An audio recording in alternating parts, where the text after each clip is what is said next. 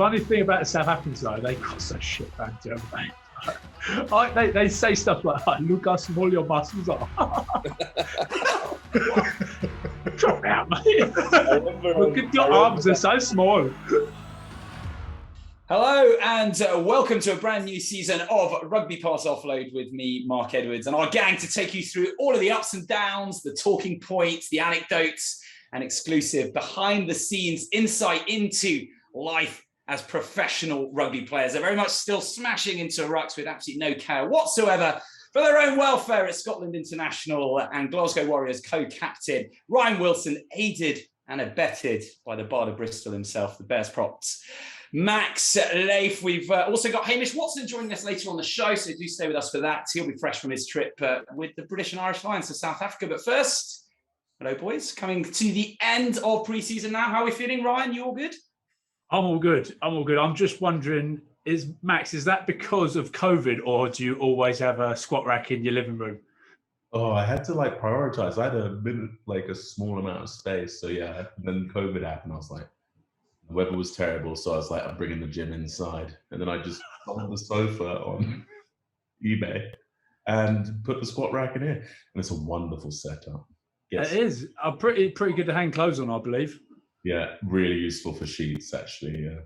Boys, have you got a sort of a story, perhaps, Max, on a brutal pre-season where you're like, this is the worst thing that's ever happened to me in my life? The worst pre-season I ever had was 2013 at the Melbourne Rebels. Oh my Lord. This is before they had a domestic comp. So the S&C had you for such a long period of time because the Super Rugby was quite a short season. Mate, 40 degs, 42 degs, and you're playing you're doing running for days. Australians love running. So you're just running. So my forte in the weights room was just not a thing. It was all about how far you could run conditioning games, just mad fitness. Tony began just screaming, hurling abuse at you. Then on the staggered days in between the Tuesday and the Thursday, you did King of the Hill. And it was just sweating, just dying in the midday sun of Australia. Victoria. Oh my God, it's not for everyone. There were guys collapsing with heat exhaustion, like Lockie Mitchell, and they just put them in this frosty ice paddling pool. Come back to life, sir. Come back. And it was, I was like, this is definitely breaching health and safety protocols, but I'm all for it. Can you top that, Ryan? Well, I don't know what's worse, boiling hot of Australia or freezing cold of Scotland. I've done a few dodgy ones. Going up to Condor with the Marines is pretty bad. Laughing and joking on the bus on the way up there, and then you literally get there and what's the matey off of Who Dares Wins? Ant Middleton. Ant Middleton. Imagine a cheap knockoff version of Ant Middleton screaming at you as soon as you walk off the bus. Boys are laughing and joking. Get in there, get your clothes off, get your kit on, get in a plank. You're like, what? Hold on a minute. This is escalated. Boys have just been in the service station at Burger King holding a plank for 20 minutes just straight off the bus to, a full weekend of just getting punished in the North Sea with all your clothes on, crawling around on the beach. Finished it off with a kidnapping. Lo and behold, who gets kidnapped? Old Muggins over here, sandbag over the head, middle of the night, arrested, thrown in the back of a Land Rover. Yeah, it's not what you do it for, is it? The other ones have been pretty bad. World Cup pre-seasons are the worst, I'd say.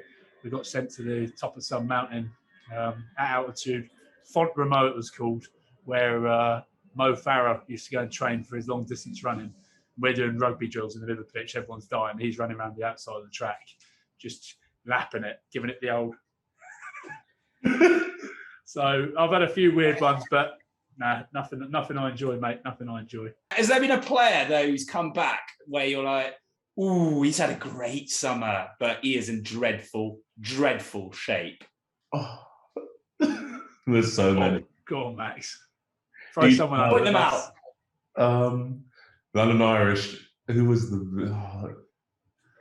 It was usually Steph Armitage. He loved he had a hell of a palate. He loved all the yummy foods. He looks like he plays out of position, doesn't he? He'd come back, and him and Al Ryan. So Al Ryan's now head of Toulouse. They'd have the biggest barneys about his skinnies. It was so funny. Like, no, I'm better fat. I'm way better fat. I need it for bumping people. I need it for collisions. I need it to be happy. I was like, fair play. He's playing class. That's a pretty good argument, isn't it? It's a pretty good argument. I remember we had a guy, Mike Cusack, absolute legend, front rower again, and he'd come up from Leeds. We went again. It was front row. He was ready to go, trying to get into the World Cup squad, and we were doing like these 30 on, 30 off. And bless his soul, we were doing 30 on, 30 off. But whilst we were doing the 30 minutes, 30 seconds of rest, he's just getting back in. Go again, and off we go. Oh, right. Big old Mike Cusack, what a legend of a man! But hey, these boys up the front of the scrum, Mark, they've got to have a bit of weight about them. So I do feel for them in pre-season. I feel for them a lot. Is there a club that does pre-season like the best? Like they nail pre-season way above anybody else. I don't know. All pre-seasons are hard as far as I can tell in the top level. Yeah, I think they are hard. I think they're all horrible, but it's where you're doing them. That's probably the key to it, isn't it? Like, especially with COVID at the moment, we're stuck. I've done 12 years of pre-season at Glasgow. The furthest we've gone is Largs or Condor, the Marines camp. So we ain't going anywhere special. There was chat of Ibiza for a laugh, and then that got kibosh. But I don't know. I don't know whether many of these teams. You've been to a few Prem teams, Max. Yeah. Any of those Prem teams go away? Oh, I haven't had too many like Fairyland ones. I've been to Browns. Did you ever go there? Yeah. Been to Browns. That's lovely. And they give you that one off day in the week, and you're all down to Albufeira getting weird with the locals. And the Spanish police don't really like the Portuguese police not loving you at all. I had some good times there with Bath. Actually, that was funny. Yeah, see, that's what you want. You want to go away. You want to go abroad. If I was a coach and I had a budget, I'd get them abroad. You get them out of the way of everything else. Go away. That's the best way to build. That's the other thing that pre-season's for, isn't it?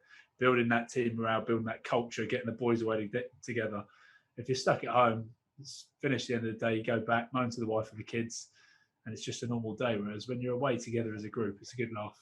Well, we heard a lot about Barry's rewards, kind of big victories and things with like massive smash sessions, and a few that for the biggest of victories that carried on for quite some time. Have you guys got any good ones from your end? Never in pre-season.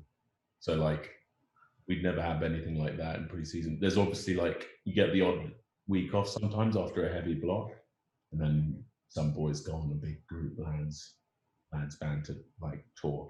But otherwise, nothing like the way Sarries did it. Because Sarries would have the odd like, I don't know when all their things are. Are they at the end of pre-season?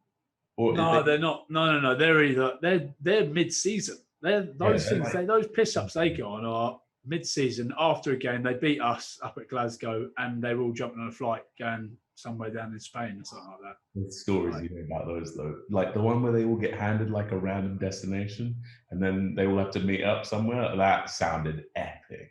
Wait, tell me a bit more about that. They were just sent out to like random places. So they were in groups. So a group, like little groups, they all get sent to like these random destinations, but then they all had to meet at, I can't remember the complete specifics, but they all had to meet. They had to all meet at one destination at a day, and the party continued essentially. That's the gist I got from it. I was like so jealous at the time. If we just move on now to Quade Cooper over the weekend, what amazing performance from him. Dream return to the Aussie side, slots the winner, winning conversion at the death, winning penalty at the death to beat the Bots 28-26. How impressed, right from your perspective, how impressed were you with that performance? Oh man, how good, eh? Like you see, again, I follow this guy on Instagram, don't know him personally, but you see all the stuff he's doing in the background. He's always doing stuff. He's not forever on there. And you're wondering, where is he? What's he doing? But so good to see. And the way he did it as well. Like, what, he's got 8 out of 8 or 9 out of 9? Oh man, watching the game, your heart was in your throat right at the end when it looked like him and Hooper were having a questioning who was going to take that kick. By the sounds of it, he said, "Listen, I've got this one." Hooper was saying, "No, it's out your range." And that's a little bit of magic, to go, "No, I've got this," and slot that to win it. And then suddenly he's getting his citizenship. Well, yeah, okay, so that's the most crazy bit of this. I know we won't go. Let's not jump too far forward, but what? Hold on a minute. It's outrageous, isn't it? Oh. Well, what are the thoughts on that? What are the thoughts? You know, Max, he's what, 71 tests? Is it kind of a disgrace in a way that he's never been offered it previously, represented, you know, Australia 71 times? Well, It's like, mental.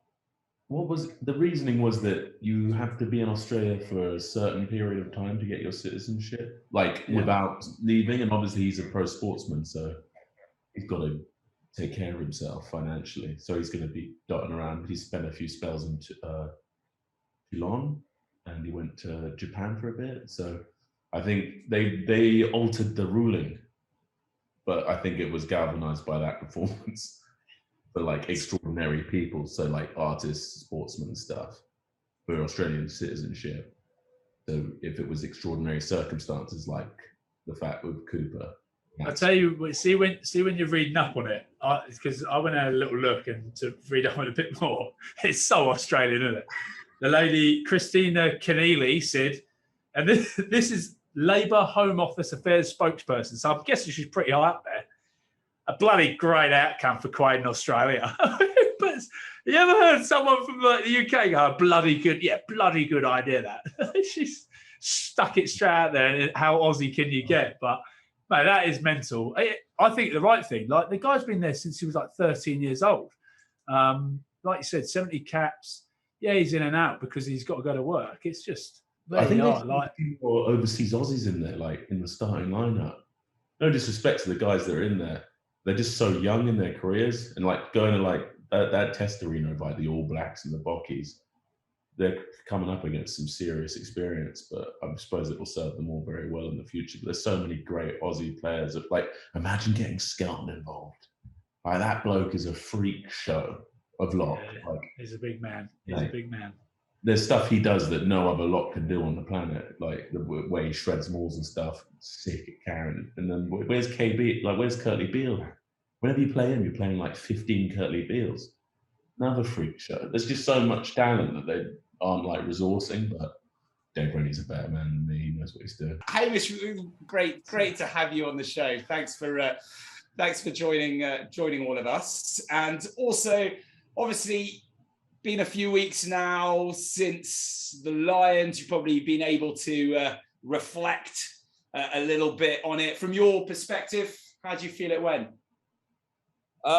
Yeah, I mean, it's like you say, now we've sort of been away from it for 5 weeks and reflected on it and had some time away. I think it's something I'm very proud of. I'm glad. I'm obviously really glad I went on it. Met some great guys and players that I've played with who I'd probably never have the chance to play with again. And I've been at Edinburgh my whole career, so it was really nice and refreshing to play with sort of players from other countries and from other nationalities. I think that was great to and yeah, it was nice to get a test cap. It was disappointing the last few weeks for the team and personally, not being able to win the series, but overall I think it was a great experience.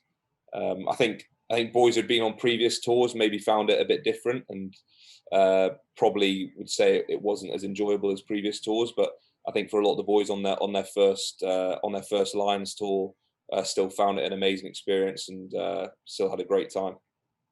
So you were talking about bringing the sort of all the home nations together, and a lot of rugby fans fascinated by the dynamics of people who've spent 4 years effectively beating the shit out of each other, and then being put in a situation where you have to be best friends in a really short amount of time. Did you get a lot of social engineering, or how did you find it? I think as anyone knows who's part of any sort of rugby club at any level, you sort of shove 37 blokes with similar interests into an environment. You're going to get on with most of the boys there, I think, and I think that's the way the Lions works. You're all there for one reason, to come together and try and win a test series. And I think actually you'd be surprised how well people do get on, because like I say, rugby it's a simple sport at the end of the day, and I think the blokes who play it we're all pretty similar in some respects. So I think we after a few quiet nights, I think you all get to know each other, and it was like you say, it is a bit weird the first time you come to say hello, and you've got a perception of someone in your head who he might be a bit of arse on the field, but like who? but like when you actually meet all these boys, it's funny. I think I was surprised how well I got on with everyone, and I was in Edinburgh yesterday for the first time, and boys were looking, for gossip, like who did you not like, who do you not get on well with, and to be honest, it's really, I've got no juicy gossip on it. I actually got on well with all the guys there, and I know that's probably not what you want to hear, but I did. I thought everyone was great, and it was a good laugh. Hang on, there must, okay, you touched upon it, and this isn't a slight on them, right? Because what we're saying, there must be somebody, as you mentioned, that you thought previously was a massive knob on the field, but they actually end up being completely different off the field. So essentially, the end result is the result that they'll be very happy to hear about, because it's a perception that we don't know necessarily as outside of the rugby player fan circle type thing. There must be a good example. Mish, use me as your example. Mish. Yeah, I hate Wilson. Me. Whenever I play against hates me on the rugby field. But Wilson, we are best friends off it. I'm quite serious on the rugby field as well, so I don't like anyone on the rugby field really. So I'm always quite serious, and then serious. I'm serious when Wilson tries to grab my balls. I think anyone would be, but like, what? I'm well, that was, the lights are off. It doesn't count, mate. It's fine.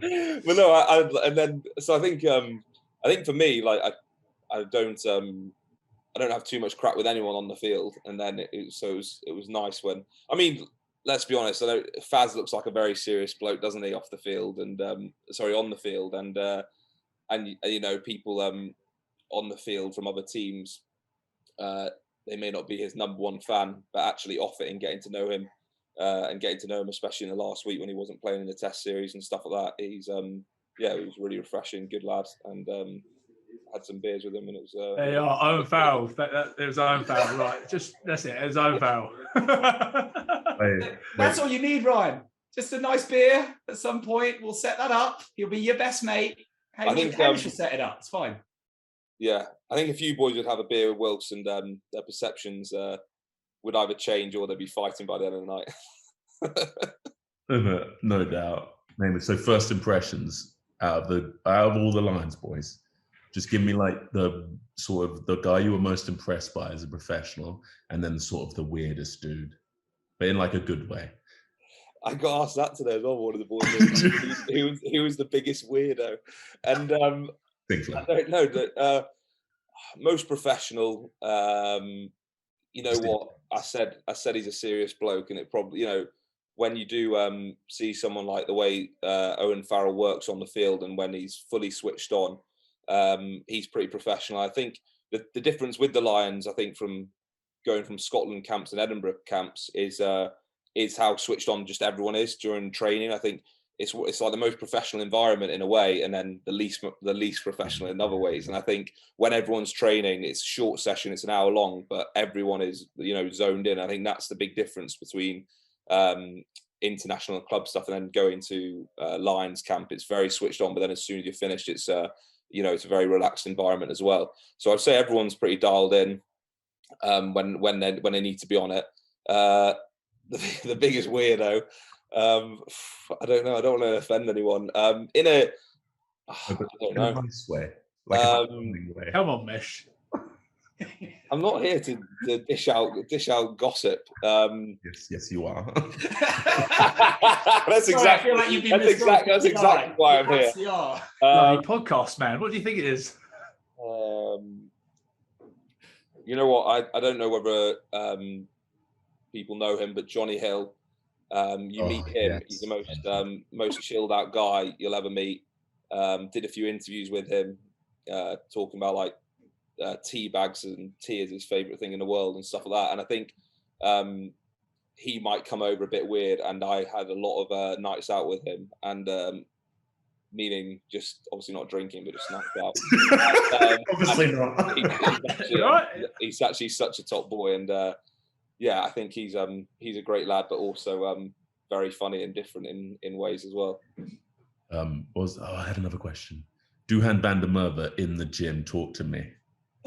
He's the Ivan Drago. Yeah, you know what? It's probably not what you want to hear, because I hear you love hitting the gym. He's one of those guys who's probably just naturally very good in the gym. Just straight freak show. But he no, his gym. If you watched him in the gym, you'd be very disappointed. He has the inclusion cuffs on and's doing a 30-kilo single leg raise and stuff like that. He doesn't actually. It's all more rehab stuff, but he still does a lot of arms. And Max, on the flip side, Mish loves the gym. Absolutely loves the gym. Are you a tin addict? Are you? He's got some big arms on him. Nearly as big as mine, Mish. Like Wilkes. Wilkes loves it as well. But I know I'm stronger than Wilkes, put it that way, in the gym. Hamish, what did you guys do to like switch off from the rugby? You know, what was happening kind of in the hotel, and what was the kind of leisure activity that you guys most like to do? Yeah, like I said, it was funny because the most professional environment at times, and then other times you're sort of the best pub team in the world. But it was weird. Yeah, you got to switch off in that respect after games, and that was probably where a lot of the bonding with your other teammates went on. But apart from that, you know, a lot of cards, as we were in a bubble, so we couldn't really go out and do much. But when we went to the second hotel in Cape Town in Arabella, there was like a massive spa, and it was on a golf course as well. So lots of boys went out and hit the golf course, and Carl Sinclair had all the boys in the steam room and the sauna, which was that freaks me out when he does that. Very entertaining. Very entertaining. Clothing optional. Yeah, he's like wrapped in a towel. He's just holding his mouth. No, we're waiting 20 minutes, boys. 20 minutes. Wouldn't let any boys leave. Let's get back in there. We're going. Unless they hit the 20-minute mark. Just sweating bullets. I'm like, I'm dying. Let me out. You just want to scrap him. Yeah, that was very entertaining. But yeah, so boys found ways of getting around the bubble and still having a good time, and bonding in that way. Talking about on the pitch, how ruthless were the South African lads? Who was the scariest player when you sort of line somebody you maybe haven't come across and you were like, this guy looks fucking brutal? I guess I don't know, anyone who's played the game, it's kind of weird that when you're lining up out in the tunnel, they all look massive, and then when you're on the pitch, you don't really think too much about it. If you thought about that when you're my size, I think you'd probably be in the wrong profession. But so when you're on the field, you don't really think about it. I think when we played them in Scotland in 2018, I distinctly remember after the game, it's when you see them in normal clothes wearing their suits again, you come to realization how much bigger they are, and they're actually pretty tall. Literally, some of them are double the width of me, like double the width. It's not hard, but when you're looking at them, you're thinking, should I be going out there? I'll tell you who you should be scared of, Ches and Colby, because it's the embarrassing ones that you worry about. You don't mind getting run over, but Ches and Colby, when he's stepping in a phone box and you making you look like an absolute idiot, they're the people you're scared of, ain't they? Well, yeah, exactly. And as a back rower, you sometimes do get caught on those wide channels. And when you're one-on-one with him, you'd much rather be one-on-one with someone 140 kilos who's going to run straight at you rather than be on the width against Ches and Colby. Exactly. Was there anyone, sledging-wise, anyone who was kind of way above everybody else? Bit of a, really giving the chat, giving a lot of shit on the pitch, basically. Quite a few people like to give a lot of stick. You can hear, because obviously there was no crowds, even when you're sitting up at the top watching the game, you can hear different people talking. But I remember watching the second test, and we were watching it, all the players obviously together. And I think the loudest person in the stadium watching it up in the stand with me was Bundyaki, just sledging the Sapper boys. He's relentless. I've played against him. He is relentless, mate. Yeah, so you could hear, and then when he played in the third test as well, you could definitely hear Bundy from up in the stands. The funny thing about the South Africans, though, they got so shit banter, haven't they? They say stuff like, Lucas Molio Masuza. Drop out, mate. Look at your arms, they're so small. I remember the guy, the second row at Munster, that Snyman boy. Sorry, I'm probably pronounced the name completely wrong. Hagrid. The big 7-foot lad.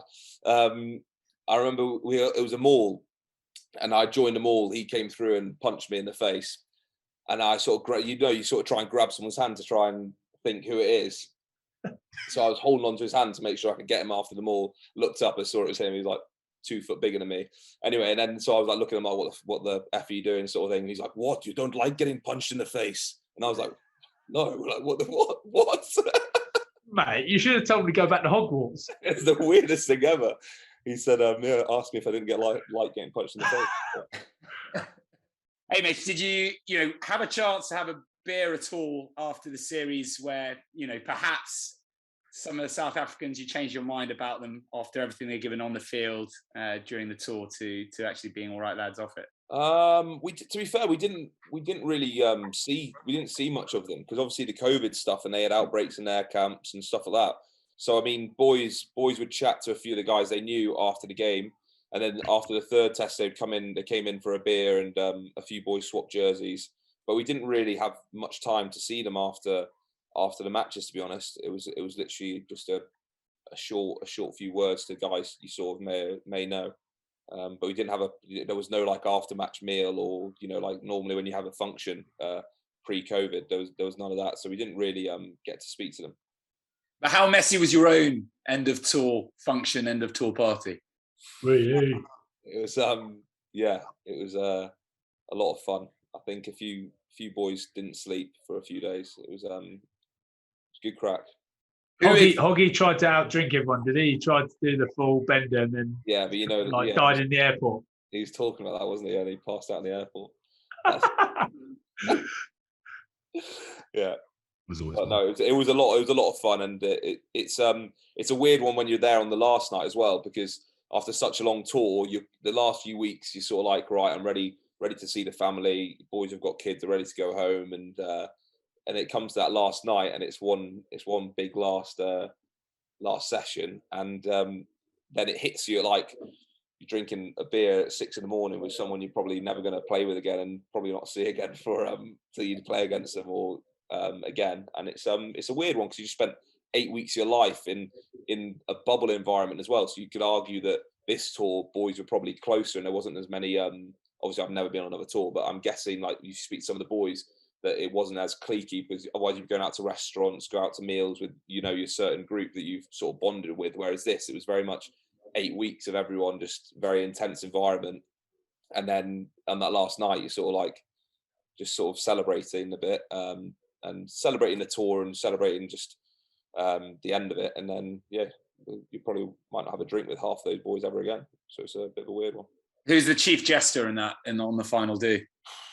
I'm not sure about the chief jester, but there's definitely a few boys leading the charge. I mean, Mako was leading the charge in some of the courties.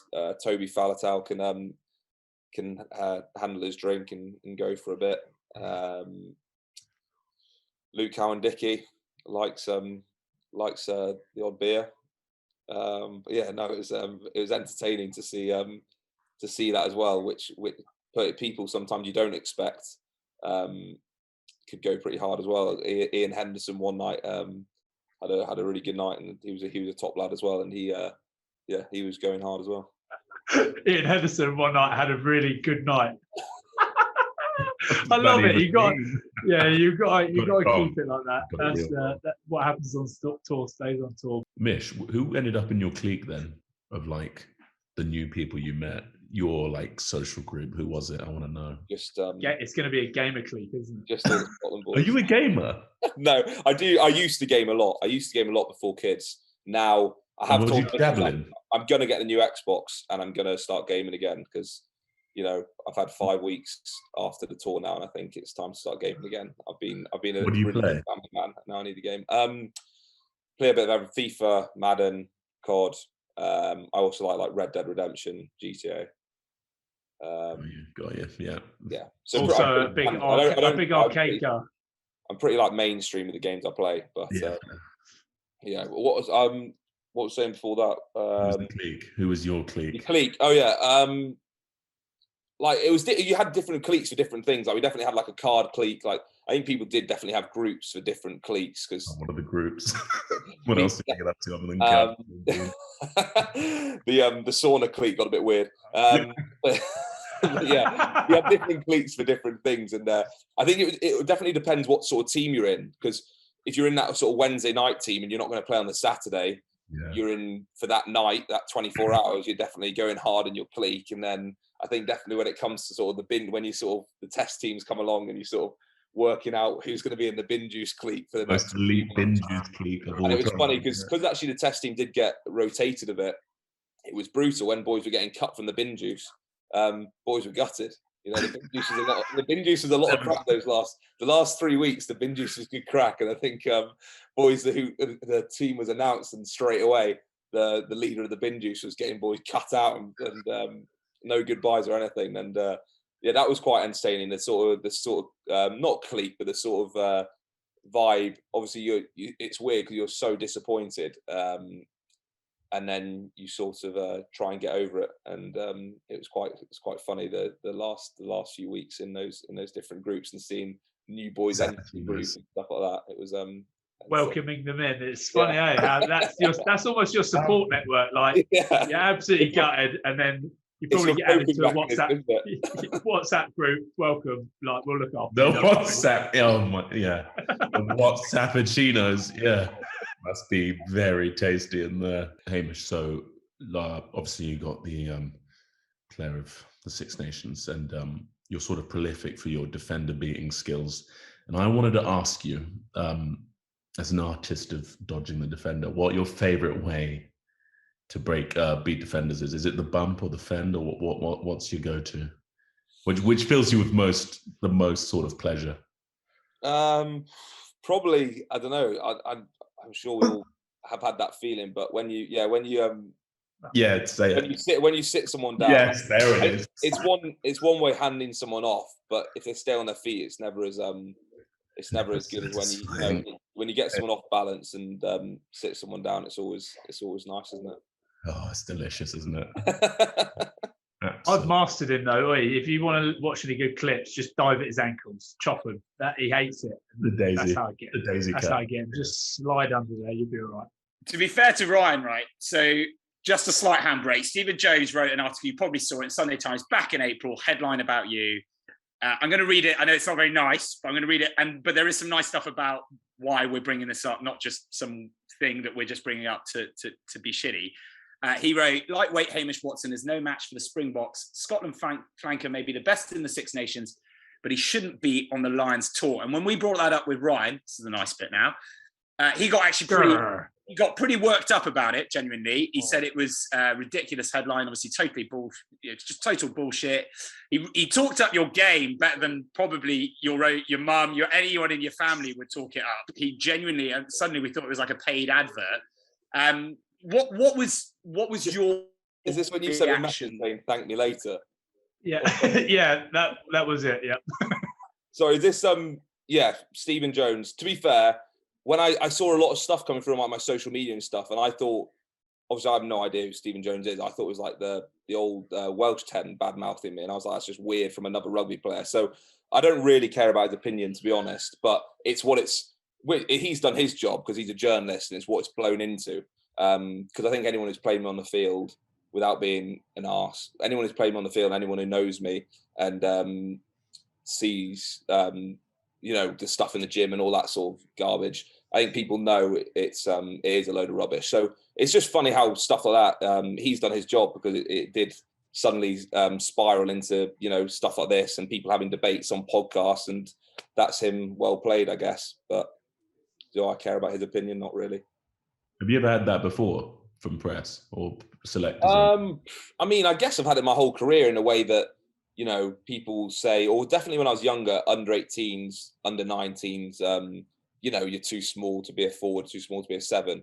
But, I've been in the game for 10 years now. So, it's a bit of a random one to come out of nowhere there. And I guess for a guy like him, who's a journalist and never actually played the game, he has not played the game, has he? I don't want to be disrespectful, but I guess. But I suppose for him, it makes sense. You see these big South Africans, 40 kilos, 30 kilos heavier, and you're probably just thinking in your head, you need to pick heavy players. But as we know, all as rugby players, it doesn't work just on weight. You know what I mean? It's all about power output. It's about it's about everything. So I think for him to say that is probably a bit narrow-minded, but that's the way some people view the game. And don't get me wrong, there is a lot of physics involved in rugby as well. If you've got 20 kilos on someone and they're the same strength as you, they're going to be, but it's not, it's, you know, it's a lot of different factors. So yeah, I can see if you're just going for that guy's heavier than that guy, what he says makes sense if you're just going purely on weight. Hamish, really, really appreciate your time. Thank you for jumping on and for giving us some wonderful insights on the Lions tour. Yeah, best of luck and thanks a lot for jumping on. Cheers, guys. Thanks for having me on. Cheers, Mesh. Speak to you soon, mate. Very nice to you can ring me anytime, Wills. Yeah, Right. baby. Cheers, mate. So we've got a brand new section for the season where Max is going to be using all his verbal dexterity and waxing lyrical and being the Bard of Bristol as he is, and describing an extract from a legend's autobiography. And Ryan's job is to guess who that legend is. Take it away, Max.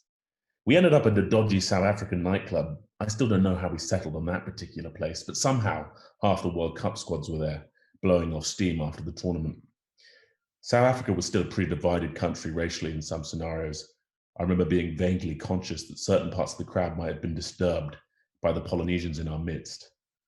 Out of the blue, a voice boomed out over the club's sound system.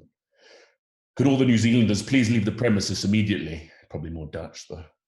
Shocked at what was unfolding, Luke McAllister and I fled the venue and the pending violence. We didn't know it yet, but that one random, somewhat selfish decision might have ended up saving lives. As soon as we left, things exploded. Players started brawling with the bouncers, but what sent the whole scene over the edge was when the reinforcements arrived not long after. That included several fans arriving and big security types piled out. It became a scene of extreme violence, and guys from both sides were getting seriously beaten up. The whole thing had a level of violence way beyond the average pub brawl. Sam Tui Tupo laid a couple of guys out before being overrun, even he. Then gunshots rang out. The gunfire saw members of the New Zealand under-21 team seek the refuge of their team vans. Sam, I shouldn't laugh, sorry, this actually happened. Sam had been pistol whipped. Jason Shoebark had copped a hell of a beating. As the vans tried to leave, the windows were smashed in. Guys were jumping fences, just running for their lives. We headed back to the hotel, scared out of our minds, still not sure what had happened. When we arrived, it was just carnage. There were guys with blood everywhere, guys missing teeth, broken noses, black eyes. It was horrifying. Everyone was terrified, scared for their lives. I still don't know if the guns were being shot at people or whether security guards were just shooting them in the air to put the shit up people. It doesn't really matter. The fact that they had guns and were pistol whipping guys and pointing them at us made the situation by far the most serious and intense I'd encountered at any point in my playing career. I returned to South Africa in 2003 with the Crusaders during that year's Super 12 and was robbed during a night out in Cape Town. Out of nowhere, two guys came up, grabbed me, pinned me up against the wall. One of them demanded my phone, but I was a bit drunk and cocky. It's all right, I replied. Get your gun out and shoot him. I get your gun out and shoot him, I heard. My blood ran cold. I handed him the phone, put my head down and walked off as quickly as I could, my pulse racing. Entirely sobered up. I hate this country so much, I said at the time, and I meant it. It was a long while before I warmed to South Africa again. Now it's one of my favorite countries in the world. Yes, player, right? Oh my God. Right, hold on. Right, he doesn't like South Africa. That's one. He's obviously played 20s for the Kiwis. I'm guessing Zach Guilford, if he played for Crusaders. No, a peer of his. They've definitely played together. Think. Dan Carter. Yeah, there it is. Boom. Oh, there you are. Oh, don't know why I didn't think Dan Carter. I'm thinking Zach Guilford. I don't even think has a book, but I was going Dan Carter, and I thought, no, maybe this is Zach Guilford coming out here. But there you are, Dan Carter. Bloody hell! What about that? All it needed was Max going, think, and then you went, Dan Carter. Yeah. To be fair, I've toured South Africa and we've been in a bar and it's all kicked off and some bloke's gone, I'm going to give my gun. It's just like, and everyone's like, we better go. We better get out of here. So, yeah, bloody hell, there you are. Brilliant, brilliantly read. We'll have more stories Beautifully read from Max and Ryan trying to guess them. But that's probably all the time we've got left for now. Guys, thank you so much. That's it from all of us. Thanks to Hamish Watson, to Max Lahiff and Ryan Wilson, of course, and to all of you for listening. Make sure you like, share and subscribe to the show wherever you're enjoying it from. Check us out on YouTube as well. We'll see you all next week.